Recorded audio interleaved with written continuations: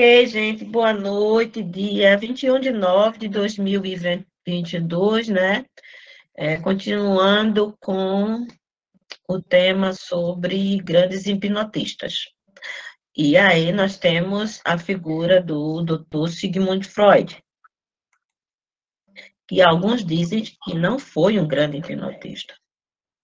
1856, 1939, no mesmo século, né? Que surgiu a hipnose, entre aspas, surgiu a psicanálise, porque ele colocou nesse texto, né? Hipnose e psicanálise surgiram no século XIX. A hipnose, se a gente presta atenção, ela é feita ondas, ela surge em algumas civilizações, chega a um ápice, como tudo, né? E decai. Então, a hipnose, como faz parte desse movimento do nosso universo, é cíclico. Então, tem períodos da história da humanidade que ela está bem no top de linha. Aí você vê ela lá, por exemplo, no Egito, lembram? No Egito, com os sacerdotes, e você encontra papiros de mais de 3.000 anos, indicando como você deveria usar a hipnose. Claro que não com esse nome, mas as técnicas, de forma comparativa, são bem parecidas com a hipnose do século XIX, lá na época de Mesmer. Ok. Agora, a psicanálise como psicanálise nasce nesse século. Só que a raiz da psicanálise, até mesmo o termo inconsciente, a gente sabe que não foi criado por Sigmund Freud. O conceito de que existe uma parte dentro da mente humana que não é acessível à nossa consciência de vigília, isso não vem com Freud. Tanto hipnose como psicanálise, que elas foram usadas para o tratamento de doenças, tá? A psicanálise, ela foi usada inicialmente, né? A gente vê a psicanálise muito ligada à questão das, o quê? Histéricas. E o termo histéricas, né, não coaduna com o que as pessoas normalmente, na atualidade, acham que são histéricas. Histéricas são aquelas mulheres muito nervosas, histéricas são aquelas mulheres que dão grandes histéricas, são as mulheres que dão crise de pelanca. Ela está histérica. Tá. Não. Histerismo, no século XIX, era uma coisa muito mais profunda, né, onde sintomas como cegueira, gagueira, perda de memória, convulsões, deficiências de fala, de locomoção, se apresentava nas chamadas histéricas. Então, a psicanálise tem a sua raiz com o trabalho de Freud e do Dr. Brown com as histéricas. Ok. Freud inicialmente utilizou a técnica hipnótica para cuidar de suas pacientes histéricas, como eu estava falando. Ok.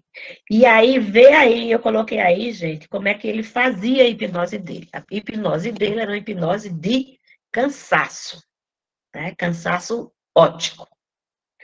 Como Freud era um neurologista, ele estava muito mais ligado à escola de Charcot. Então, ele usava a fixação no olhar. A fixação no olhar é o que a gente chama de fascinação com o olhar, né? Se você colocar um objeto como um pêndulo ou um lápis, aí é outra coisa. Então, mesmo sem ele querer, ele estava usando uma técnica magnética. Uma técnica que as pessoas consideravam um tanto quanto mágica. Até hoje, você fazer hipnose só com os olhos, as pessoas acham maravilhoso, né? Diferente. Bem diferente da hipnose tradicional, que é a hipnose da fala e a hipnose das sugestões e dos comandos. Ok, se o paciente não respondesse a esse médico após cerca de 1 minuto, eu acho que esse minuto não era 1 minuto mesmo, ele acrescentava sugestões de relaxamento, sono e repouso. Aí ele ia para a questão da sugestão. Então, Freud usou hipnose? Sim, usou. Por que ele deixou a hipnose? A hipnose se viu, e como se viu, principalmente no caso das histéricas, né? Charcot tratava as histéricas, terminava os sintomas que as histéricas tinham, simplesmente com a hipnose. Mesmo que Charcot, ele achava que somente as histéricas é que poderiam ser hipnotizadas. E outra coisa, e somente as mulheres eram histéricas. Homens não. Abaixa o Charcot, né? Viva o movimento feminista. Mas vamos deixar Charcot dormir em paz. Oh, Jesus. Então, o nosso amado mestre Freud utilizou-se da hipnose, mas terminou por abandoná-la. E aí eu coloquei algumas coisas, não é, que é levantada sobre, e que eu acho que realmente tem a ver. E tem muita coisa que dizem por aí, que depois eu vou deixar lá no grupo um texto de pesquisa, um texto mais científico sobre Freud e a hipnose, e o que se diz e o que não é. Ok, a transitoriedade da hipnose e a resistência. O que é a transitoriedade da hipnose? Se você pensar na hipnose do século XIX para a hipnose do século XXI, nós temos grandes avanços nas técnicas. Muitos avanços. Muita coisa foi feita, muita coisa foi estudada. Muitos estudos também sobre o inconsciente, as técnicas de transe, as técnicas de estados alterados de consciência, teses e hipóteses de como a hipnose funciona, onde funciona, para que funciona. Então, para Freud, ele achava o seguinte, que ele fazia hipnose, mas, no entanto, ela não tinha continuação. E o paciente voltava para o mesmo sintoma. Quando a gente viu Mesmer, aquele caso famoso de Mesmer, onde ele curou a jovem cega, depois a menina, né, a jovem, voltou a apresentar os mesmos sintomas, na medida em que foi afastada do Mesmer. Ela retornou a ficar cega, tá?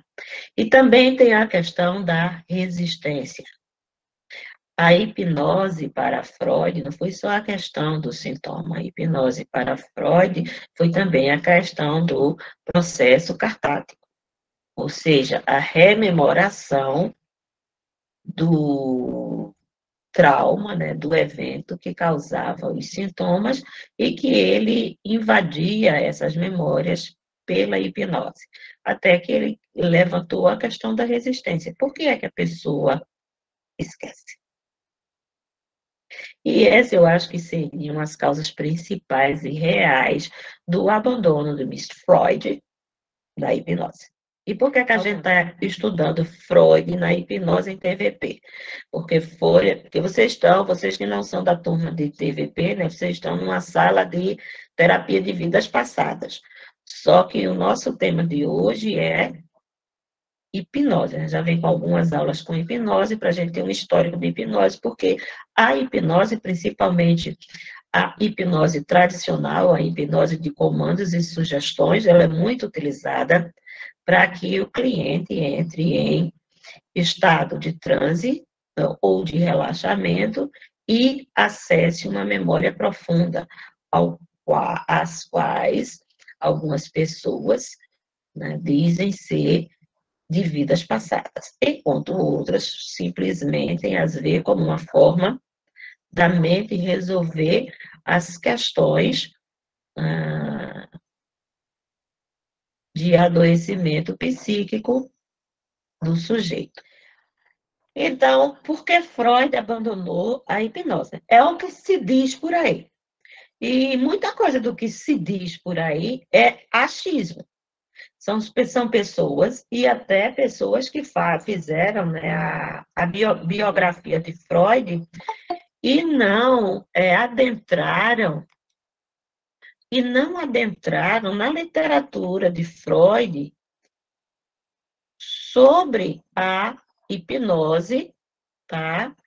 E os trabalhos que ele fez junto com Brouwer também sobre a utilização da hipnose com as histéricas. Então, ele disse muita coisa sobre a hipnose que nós não vimos constantemente. Mas vamos lá. Eu não sou um bom hipnotista. Essa teria sido uma das causas pela qual Freud disse ter se afastado da hipnose. Mas quando você vai adentrar nos escritos dele, ele afirma, em alto e bom tom, que a hipnose tem muito a ver com as individualidades, com as personalidades e com a subjetividade do sujeito. Por exemplo, se o médico ou o hipnotista, nesse caso, um médico hipnotista, né, ele chega para o cliente como um salvador, e o cliente crer nisso, há uma grande chance de que a hipnose dê-se maravilhosamente. Mas, quando o paciente não crê, não aceita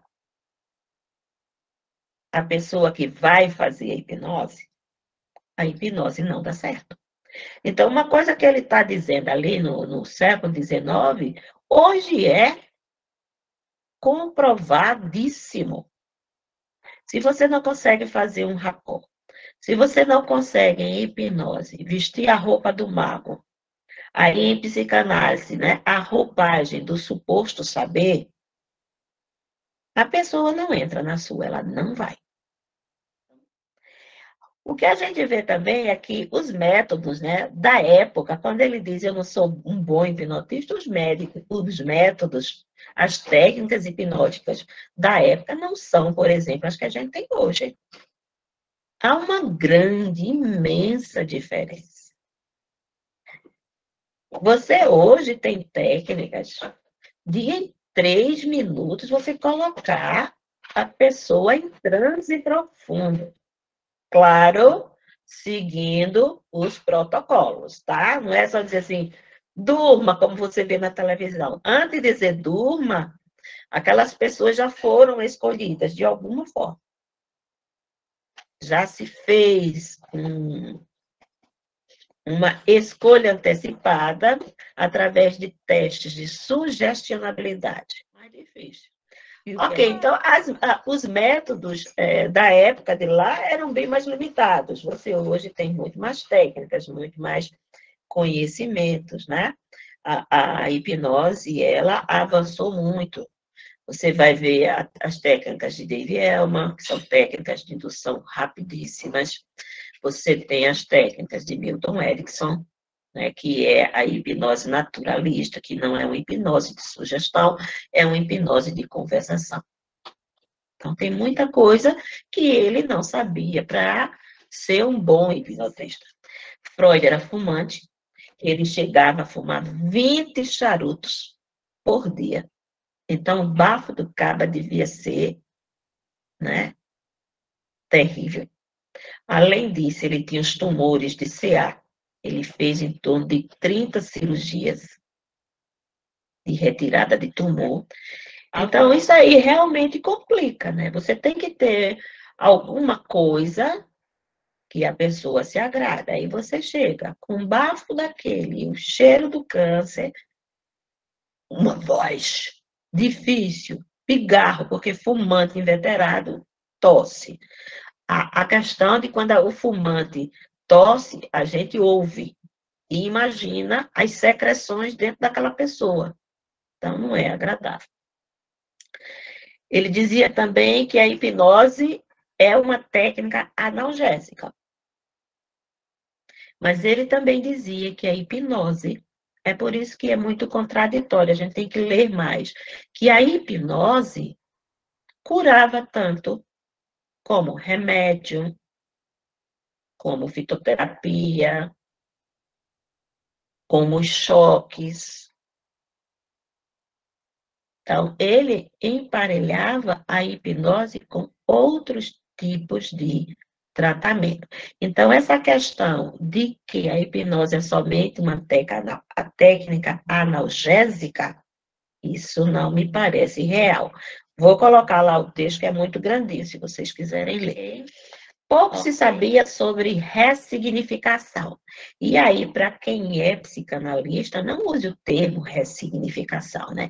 Use o termo psicanalítico, retificação subjetiva, que na realidade é só os dois é o quê? Ressignificação não é você modificar a forma que você, né, observa, compreende aquela realidade, retificação subjetiva também. Então, não se tinha ainda essa técnica dentro da hipnose. Você hipnotizava, como Charcot dizia. A mulher, a cega, lá, a histérica, dizia, enxergue, pronto. A partir de agora você vai enxergar, 1, 2, 3, porrada. E a mulher enxergar. Outra coisa que ele dizia é que o cliente em hipnose, ele ficava, né, dependente da hipnose. Como não existiam as técnicas, não existia retificação subjetiva, não existia ressignificação, não existia Milton Erickson, realmente o paciente vinha, recebia aquela sugestão, e isso acontece ainda hoje. Se você pegar uma pessoa, fizer uma hipnose, ela for muito resistente, né? No sintoma, você faz a hipnose, ela para de beber. Daqui a algum tempo ela começa a beber de novo. Aí você faz de novo. E de novo. E é como se, à medida que você faz isso, ela vai ficando cada vez mais resistente a você, porque ela está vendo que você não cura ela. Que a hipnose não a curou. Se a hipnose demorar a curar o paciente, perde, né, a credibilidade que ele tem no seu médico. E a gente vê isso também acontecendo até agora. Outra coisa, então, como não tinha, né? O cliente fica dependente porque não tinha cura, tirava o sintoma, não tirava a causa. Fala nada. Ok, deixa eu ver mais. Então, como não tem essa ressignificação, né? Como não tem a retificação, a pessoa volta. E o cara que bebe volta, porque é como se o efeito da hipnose, como o efeito do remédio, deixasse de existir. Outra coisa aí, né? A hipnose colocaria a mente do sujeito sob total controle do hipnotista. As sugestões que são dadas em transe podem ou não serem aceitas pelo sujeito, e tudo isso depende da sua vontade, do contexto e crenças do sujeito. Então, para Freud, né, a hipnose, isso aí é o que se diz por aí. Colocaria a mente do sujeito sob total controle do hipnotista. Isso não ocorre. Isso não ocorre. O motivo é que nós temos os nossos sensores, não é isso? As nossas defesas egóicas. Tanto que a gente não lembra de muita coisa. E tanto que a gente também não faz algumas coisas. Então, mesmo em transe, nós temos dentro, né, do nosso psiquismo leis que são inabaláveis, que a gente não consegue quebrar, dependendo também da estrutura que você pertença, né? Aí você não consegue quebrar essas leis. Então, você não vai falar, você não vai fazer aquilo que não está dentro de você. Agora, em hipnose, o que é que a gente já viu? Que a gente pode driblar a pessoa quando ela é sonambúlica, de transe profundo, nós podemos driblar aquilo que ela está ouvindo, aquilo que ela está cheirando e aquilo que ela está vendo. Aí você pode fazer com que ela faça coisas que ela não faria, como comer uma cebola, que eu odeio, pensando que é uma maçã.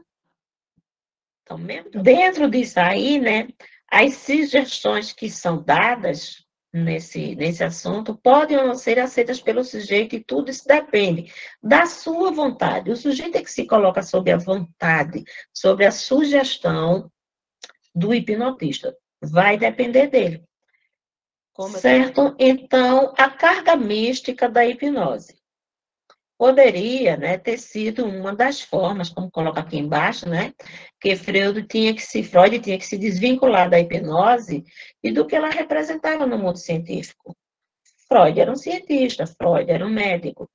E a hipnose, ela não era muito aceita, era uma coisa realmente mística, sobrenatural, sem fundamentação científica. Hoje, né, com os aparelhos que medem as ondas cerebrais, por exemplo, né, que veem a funcionabilidade das áreas do cérebro, a gente vê que em estado hipnóico, algumas áreas funcionam, outras adormecem, de acordo com as sugestões. Não se tinha isso, então não era científico. E ele se libertou dessa carga. Mas é como eu disse, né? É o que se diz por aí. Uhum. Então, a gente vai ver esse percurso histórico que é o abandono da hipnose, né? Porque ele achava, dizia que a cura era transitória e também da resistência, não é isso? Havia uma resistência a se lembrar. E bora lá ver esse percurso histórico, né, da entrada da hipnose e do abandono da hipnose até a criação da psicanálise com a associação livre. Esta senhora aqui, eu acho que a maioria de nós Então, conhece, Freud, quem é? né? Aí você tem essa caminhada, Freud, Joseph Brawley, os histéricos e a hipnose, as histéricas e a hipnose. É por esse caminho que a gente entra com Freud na hipnose e sai de Freud para a associação livre. O que é que aconteceu? O Brau, ele já trabalhava, né, com essa jovem aí, Ana O, porque ela tinha vários sintomas histéricos, né, que Freud foi chamado de sintomas de conversão histérica. Aí teve, por exemplo, um momento que ela não bebia água, porque ela tinha visto um cachorrinho da dama de companhia beber água no copo da casa, e aí ela ficou com nojo.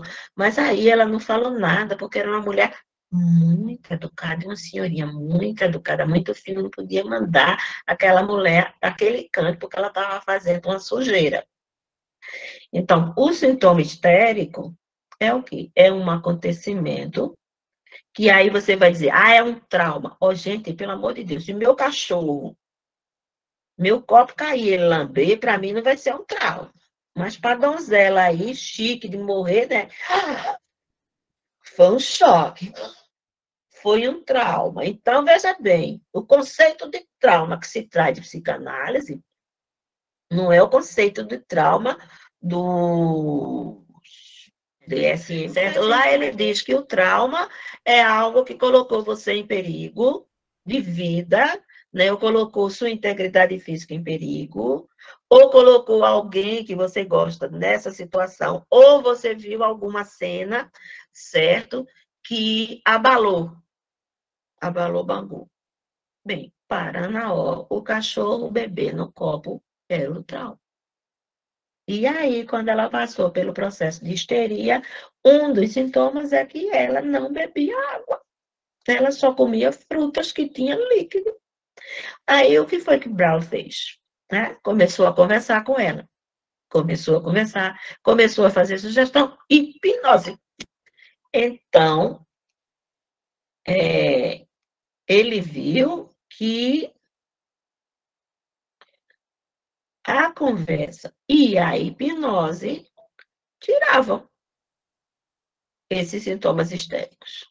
E aí foi o começo. E Freud se associou com esse médico, que esse caso não era de Freud, era de Brown, mas se associou com ele para fazer um estudo posterior dessa jovem aí. Ok, aí começou a relação de Freud com a hipnose, com a sugestão e com a conversação. Mas começou mesmo com Brown. Joseph Brown, doutor, que entrou numa confusão danada por causa dessa mulher, viu? Quase que perde o casamento. Ok, então as causas dos sintomas histéricos é a falta de reação a um trauma psíquico. Como ela não tinha discutido com a empregada, dado uns tapas na cara da empregada, mandando a empregada para aquele canto, porque estava fazendo uma imundície na visão dela, ela simplesmente o quê? Engoliu aquela emoção, recalcou, mas só que mais tarde, esse recalque, esse engolir, esse não colocar para fora o trauma, transformou-se no quê? Num sintoma histérico. Então, esse sintoma é a chamada conversão histérica. E como é que essa conversão histérica se apresenta? Quando você sofreu o trauma, engoliu o trauma, recalcou o trauma, colocou no seu subconsciente, deixou ele lá palpitando, mas caladinho. Mas só que lá na frente acontece alguma coisa que você rememora o trauma. Ou surge uma imagem, um fato, uma circunstância que simbolicamente lhe lembra do trauma, certo? Aí, tanto o Brauer como o Freud utilizavam a hipnose clássica de sugestão para adentrar, trazer essas memórias. E só era trazer essas memórias? Não, você tinha que passar pelo método cartágrafo, certo? O que é cartaz? A cartaz era o nome dado às emoções levantadas ao público que lá na Grécia assistiam às peças de teatro. Então, essas pessoas choravam, as pessoas se emocionavam, e aí era como se elas estivessem purgando. Aí é a catarse, né? Essa erupção de afetos, de sentimentos, de emoções. Em hipnose, isso acontece pianinho. Em regressão, a gente já viu que acontece muito, né, gente? A pessoa chora, a pessoa se contorce, a pessoa tem medo, a pessoa tem crise de pânico, a pessoa, se você tiver ao vivo, ela tem palpitação, se ela tiver enterrada viva, ela pode ficar gelada, pode haver diminuição de batimento cardíaco, mil e uma coisa. Ela está fazendo a cartaz dela, ela está liberando, certo? Tudo aquilo que ela viveu antes. Para Freud, a catarse só fazia efeito se ela tivesse a condição de liberar a mesma quantidade de afeto, de energia psíquica que havia sido resguardada. Ok, então a gente vê um Freud que pegava o paciente através de sugestões e fixação no olhar, paralisia óptica, ele conseguia levar essa pessoa a adentrar no seu subconsciente, enfrentar e trazer essas memórias e ter o processo de cartaz. E quando a pessoa fazia isso, ela melhorava ou se curava. Mas deu um estalinho na cabeça, porque o cara era um gênio. Curava, mas não se sabia como. Curava, mas ele não sabia o motivo que levava a pessoa a não lembrar do trauma. E aí ele criou, né, o conceito de resistência. E a resistência, ela não era acolhida pela hipnose. A hipnose não passava pela resistência. Era como se houvesse o quê? Um buraco dentro da análise, né, da terapia. Existia um vácuo de compreensão dessa terapia. Por que é que o sujeito não se lembrava? Dime, Flor. Então, aqui eu já falei, nem passei um slidezinho, né? Mas era a abreação, né? A abreação é essa descarga emocional. É o choro, é o grito, pode ser um estado de convulsão, uma crise de ansiedade, tudo isso funcionava dentro do processo de hipnose catarse. E aí a questão do paciente não se lembrar dos eventos traumáticos e o uso da hipnose remeteu a Freud, né, a constatação de que há uma intenção do sujeito de não se lembrar. E veio a pergunta, por que o sujeito resiste a lembrar dos fatos? É quando ele vê a falha do processo catártico, mesmo com a abreação, que não respondia à questão da resistência. E dentro desses processos já de hipnose, ele começou a perceber que o paciente, que os pacientes dele também, que alertaram isso a ele, né? Que a fala, através da fala do paciente, ele conseguia levantar a questão da resistência e conseguia penetrar e trazer à tona essas lembranças recalcadas. É quando ele abandona a hipnose e dá início à chamada associação livre. Só que, inicialmente, sabe como era a associação livre? Quem lembra? Bota a mão na cabeça do paciente e lembre, lembre, lembre. Gente, isso também era hipnose. Era hipnose. Depois, ele também deixou, né? Ele também deixou. Mas a gente vai ver na prática de Freud uma hipnose mais leve, uma hipnose que não era taxativa, uma hipnose que não tinha uma sugestão forte, mas que a hipnose continuava a existir, mesmo que fosse de transe leve.